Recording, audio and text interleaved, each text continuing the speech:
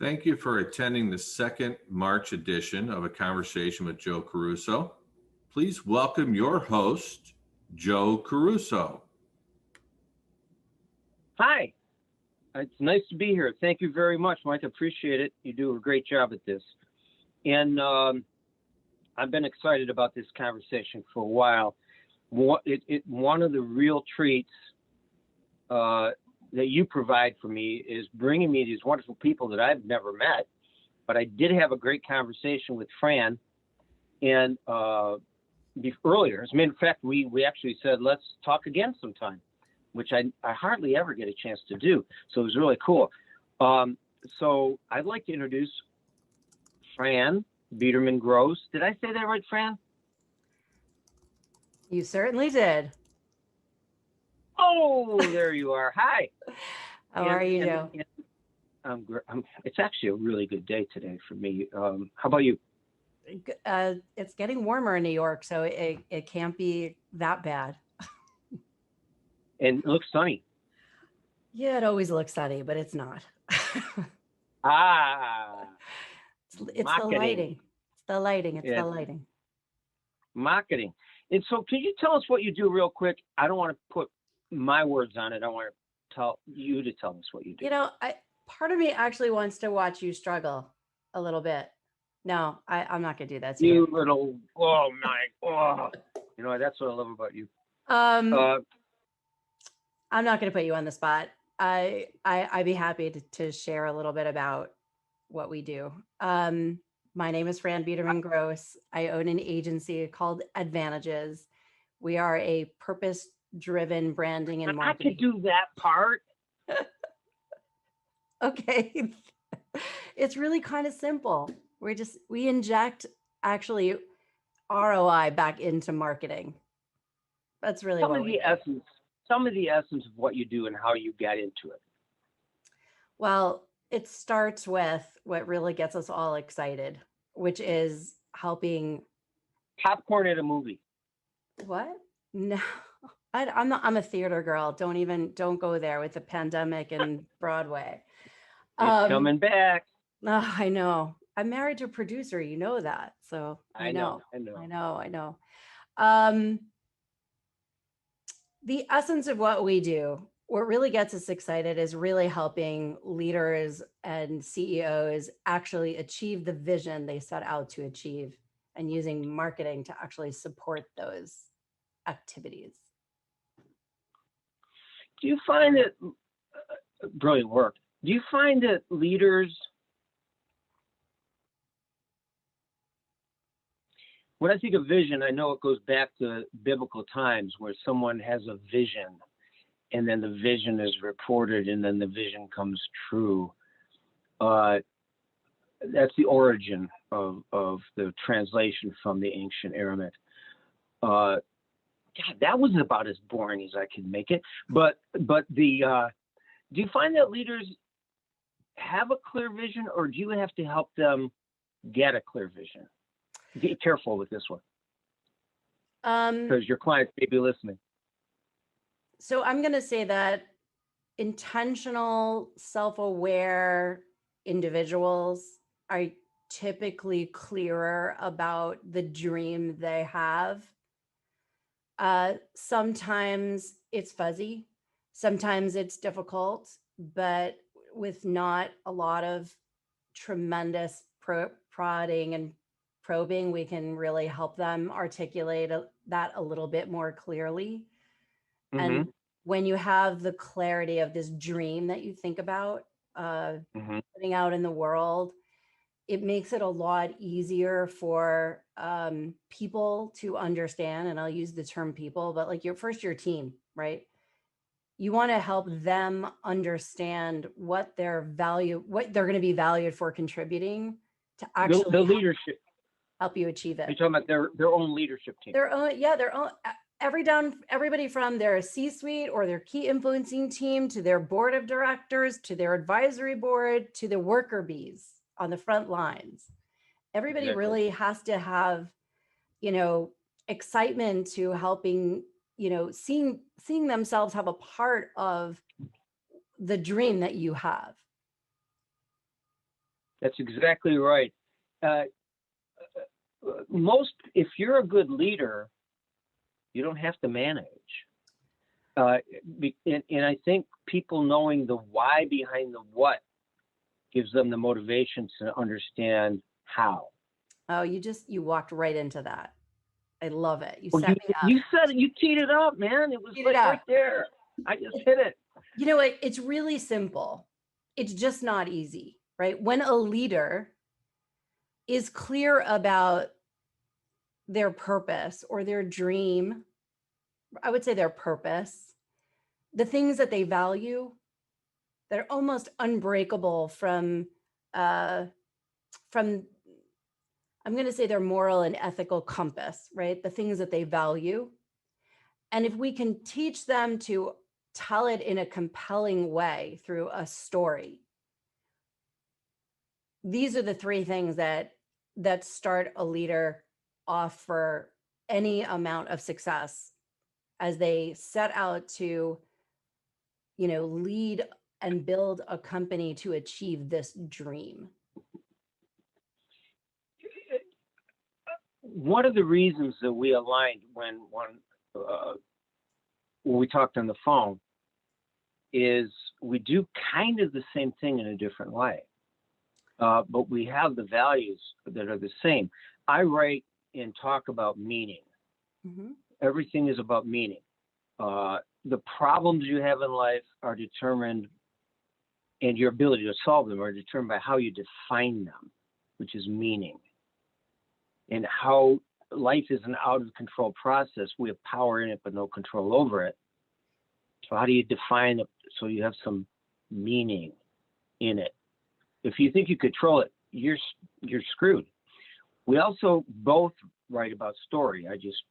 I've written about narrative for, I don't know, I'm not that old, so I won't say, but years. And that's my story, and I'm sticking to it. And our mind's greatest desire is to be right. But we can only be right, and I do this because it's the right frontal cerebral cortex. That's the part of the brain that processes that. The way that we can be right is either to validate everything we know or find a way to have new idea illuminate and enlighten our lives in which we feel powerful, not wrong. And so when you help people with their story, which is marketing, and we are the stories we tell ourselves we are. When we enlighten their mind and sharpen their vision, we also have to teach them concision. We have to teach How them do you tell it?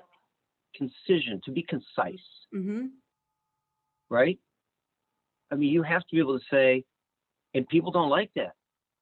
If you ask somebody who's self-involved rather than self-evolved, they would, if you ask them who they are, they might go on for 4 days.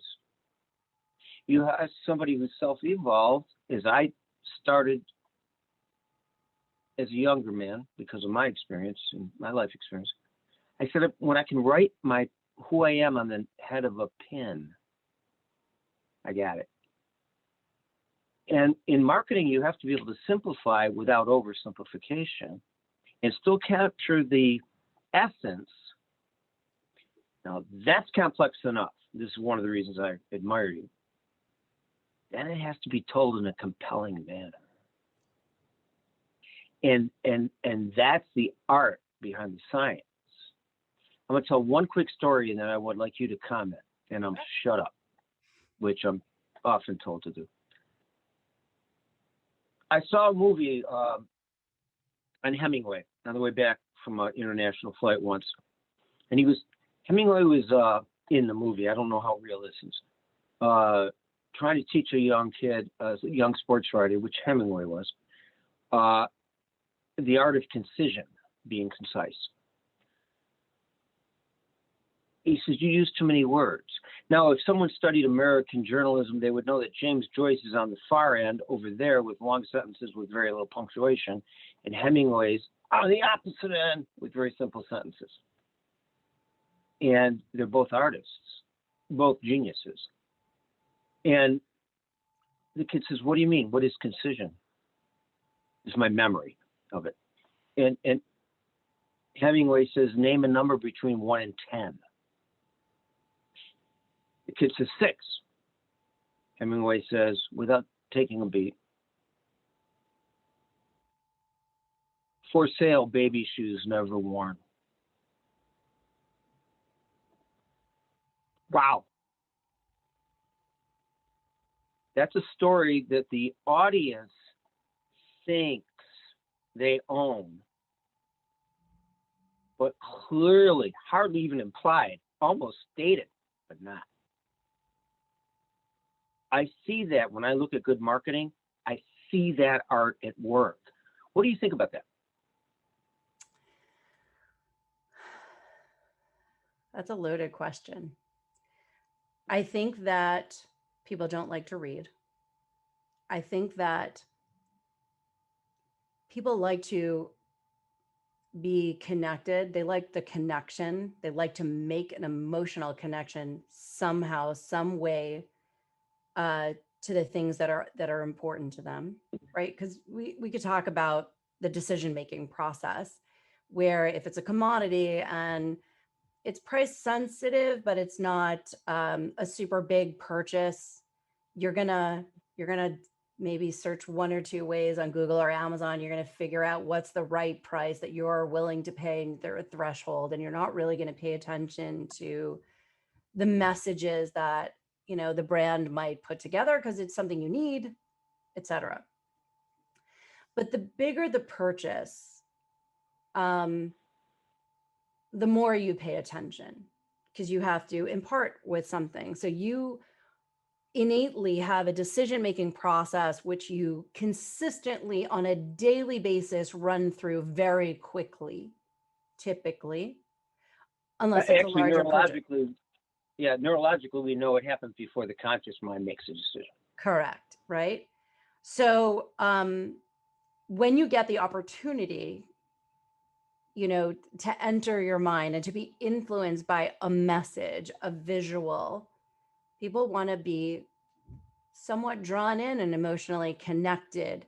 That's when you really succeed, because what happens is through the story, through the visual interpretation of whatever the story is, that's what draws you in. Now, market is a really interesting word, because our job is to almost defy the mind, right? Because part of the mind doesn't have capacity for language. And it's my job and my team's job to actually articulate what the part of our brain cannot articulate it. Tell me more about that. Okay. So you're the mind guy. Let's dissect the mind, right?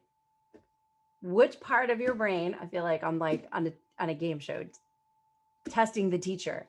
Which part of your brain has no capacity for language? The amygdala, for sure. Okay. The primitive part of the brain.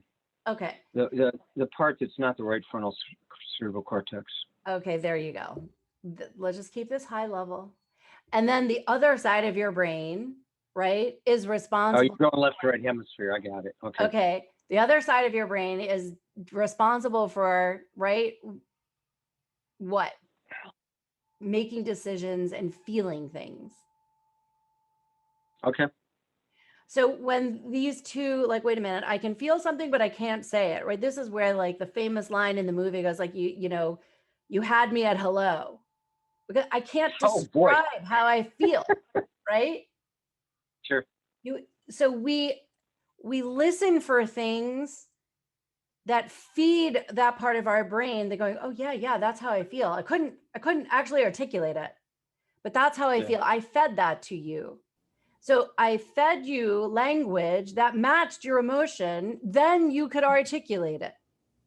Is that the most important part of your job, is uncovering that part? A, two-part question. B, do you do that personally, or do you have people that do that with you? we are a team of purpose-driven experts. We have like these, crazy feelers for understanding and how to articulate those things. I mean, that's really our job. That's the job of marketing, right? Well, I should say the job of marketing is to close the gap between marketing and sales, right? Yeah, but if you don't do that first, then you can't do the rest of the job. Right. When we talk about setting the baseline and truly understanding, what is this brand? What do you represent? What does your leadership represent? What's the dream? What are you committed to? What's the impact in the world that you dream about? And what's the cause and the impact, right? What's the cause that you are dedicated to every single day that gets you excited to get out of bed every day to move the needle so that you can get to that impact? And what I just said was, what's your vision? What's your mission?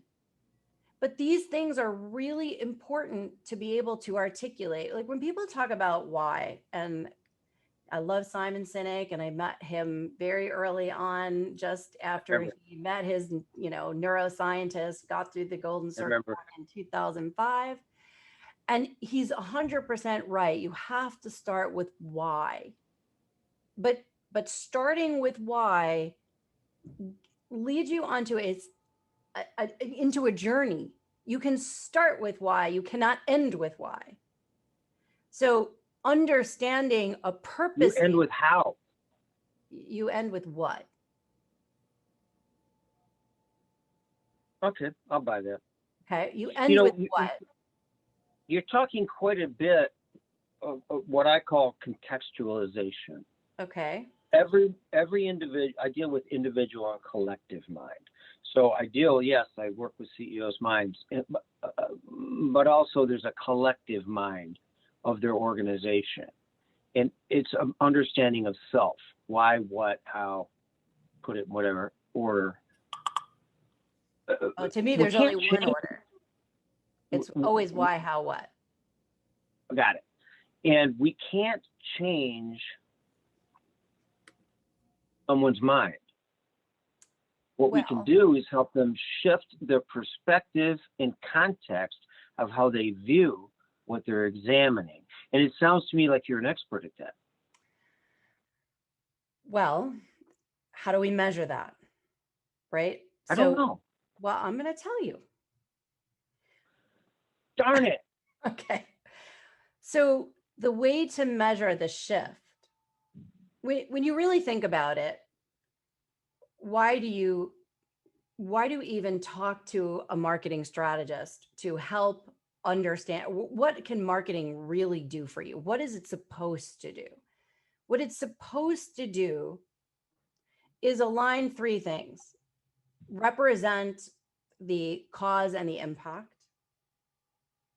It is supposed to align with the company goals. Let's just call them annual goals, right? Because we're here, we want to go there. How are we going to activate marketing to do that? Well, we have to understand who you are and what you believe in, so that we can attract and repel the right people to deliver on the to deliver on the objective. So every CEO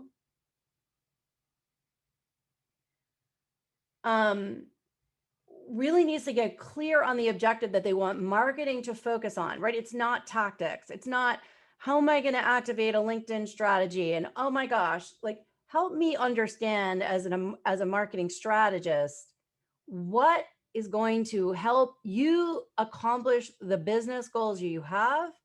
And the third thing is defining the opportunity in the market. Just because we want this doesn't mean they want that, right? So that's what you're talking about, contextualizing. I need to reach, I need to build an emotional connection to pull, to attract the right people at the right time who need this thing that we have. That's when we cross into sales, right? People only buy when there's a willing to pay, a sense of urgency, and you are the obvious solution. It's our job to tee them up so that no matter where they are in one of those three things, you can nurture them if they're in the right price point and they're willing to pay, but you're not the obvious solution. How are you an authority to actually, or how are you nurturing that to prove that you should be considered when they're ready to choose? But first they have to care. Oh, well, yeah. Okay. Right? So, do they have a sense of urgency? You might be really interesting to them, but they might not have a need for it right now. So you have to nurture, right, your way until the need is there, or create the need, one of the two. You had an idea that you expressed earlier that many people might not understand. You can't be everything to everybody all the time because you just want to be loved and liked. You said attract and repel, which is when I laughed. Tell me more about that repel part. Well, listen, my very wise grandmother said, I like it already. If you're a jack of all trades, you are a master of none. Right? The way to succeed is to focus on the must win, right? Your ideal client, your must win, however we define must win is your ideal, and only talk to them. Even if you have multiple personas, help me understand which is the linchpin, which is the one that's most important from the group. And I would say to start only focusing on that ideal in one channel and win it over. When you can prove that you can attract and deliver on the objective in this narrow space, then you can widen. Because I was in a rock band as a younger man when I had hair and was cute, and we worked with a record producer who said, draw me a picture of the person that's going to buy this album. That's right. I said, everyone loves us. And he said, Joe, if you put a target up there and I don't aim for the bullseye, I can miss the entire target. But if I aim for the bullseye, I might hit the target. And that's what I hear you saying. Yeah. Also, I heard you say something, this is historical, and again, probably more complex than I need to make it, but I am a fan of history. Although I don't reminisce. It's interesting, a little contrast. I look forward. There's a term called a Pyrrhic victory, I believe PHYRIC, in which case you can get so caught up in the day's battle that you expend blood and treasure, or sweat and toil, or blood, sweat, and tears, to quote a band from the 70s. And, oh yeah, you did know that one. And lose the war. And that's a Pyrrhic victory. And so sometimes it's hard for people to pull back from their ego to say, no, I'm never going to appeal to these particular people. And it's not a win if I do. That's got to be a hard message to teach. How do you do that?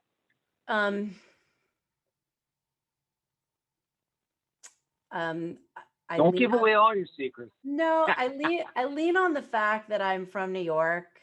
So I'm a little rough and tough from the Bronx. I didn't notice the way you use that at all. Well, I use it. I use it because here's the thing. You can either be focused or be focused. That's really the bottom line.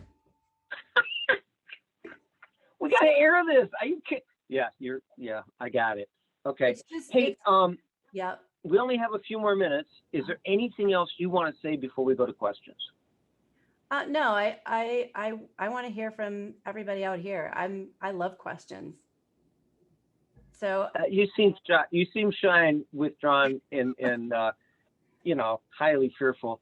By the way, you're feisty. I like you, and you don't have to lean on that. That is just who you are, man. It works. Whatever works, man. It's good. I only know how to authentically really be myself because I want you to win. And I don't want to be a yes person, if I said that correct. I don't know, a yes woman, a yes man, whatever, a yes Oh, thing. yeah, I'm not right. yesing anybody because there's an objective, right, that you want to get to, and I want to help you get there. And the more we drill down and prove that we can do what we need to do, the earning trust component allows me to go wider. So I don't want to be, no one ever wants to be set up for failure. And I don't want to be chasing rainbows of, defying the law of diffusion of innovation. It's not worth it. It's not worth the reputation. And we really stick to help me understand what you're trying to achieve. And if I deliver on an objective, if we're able to get clarity on, all right, Joe, if I gave you 10 leads, qualified leads, and we will wrestle over what that is. If I give you 10 qualified leads to nurture so that you can verify them, and if you have a 50% close rate and your goal was 3 and you got to 5, what's there to argue about? Nothing. I love it. The reason I was looking forward, I said earlier, I was looking forward to talking to you, is not for all the abuse, by the way, but the other reasons. I love it. I love how we can play.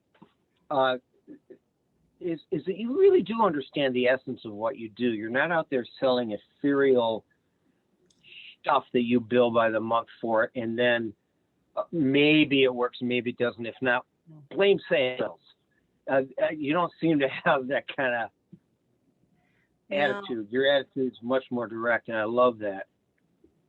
Like, I don't, life is too short. I won't give you no sob stories, but I lost my first husband when he was 33, and I had 2 kids, and it was 2 months before 9/11. So you know exactly how old I am. I have lived many experiences. Life is way too short for bullshit. I don't need to build a company based on false pretenses of not being able to deliver. If the average marketing agency gets fired within 12 to 18 months, what your sales churn looks like? Who the heck needs that? You can't. Yeah, it's terrible business plan. I want to see like 3 minutes. I want to see if there's any questions. I really think you couldn't have done a better job in spite of my false leads in this entire interview. So thank you. And hold on 1 second. I'm going to go to the producer, Michael, and see if there are any questions at this point.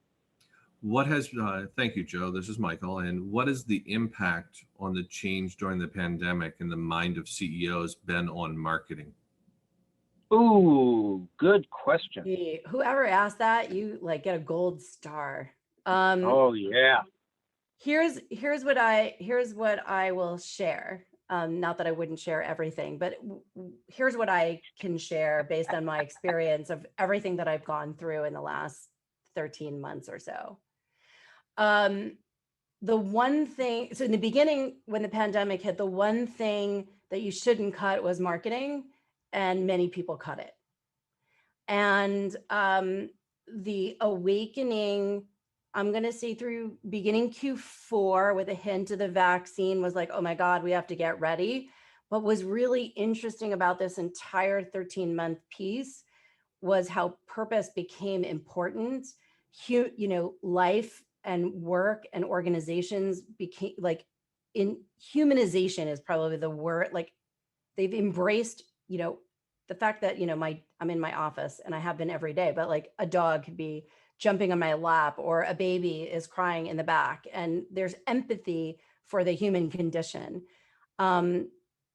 That's number one. That really has affected marketing in a very robust way, which has allowed us to do really good work about honing in on why we're actually here, what is the good impact we want to see in the world, and allowing that to actually come through many stories to attract the right people to actually increase the marketing activity. So we're seeing a huge increase now, as we have, really just at the start of Q1.